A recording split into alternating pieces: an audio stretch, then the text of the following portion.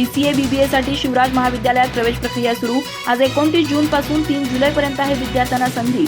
संस्थेचे उपाध्यक्ष ॲडव्होकेट दिग्विजय कुराडे यांनी केलंय विद्यार्थ्यांना आवाहन।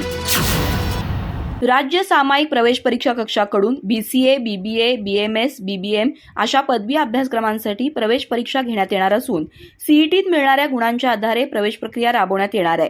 त्यामुळे राज्यातील सरकारी विद्यापीठांशी संलग्न कॉलेजांमध्ये येत्या शैक्षणिक वर्षापासून BCA BBA BMS अशा पदवी अभ्यासक्रमांना प्रवेश घ्यायचा असल्यास त्यांना CET परीक्षा द्यावी लागणार आहे। यापूर्वी हे प्रवेश प्रामुख्याने 12वीच्या गुणांवर व्हायचे।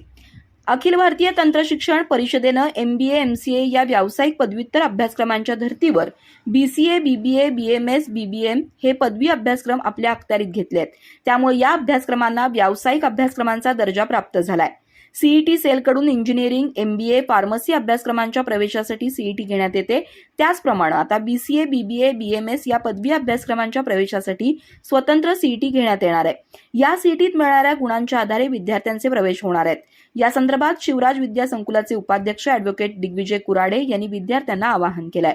गडिंग्लज, आजरा, चंदगड आणि सीमा भागामध्ये एक अत्यंत अग्रगण्य असणाऱ्या शिवराज महाविद्यालयामध्ये आम्हाला अत्यंत आनंद होतोय सांगण्यासाठी की या वर्षीपासून 6 नवीन कोर्सेस आम्ही इथं सुरू करतोय। शिवाजी विद्यापीठानं नवीन BScच्या कोर्सेसना आम्हाला मान्यता दिलेली आहे। BSc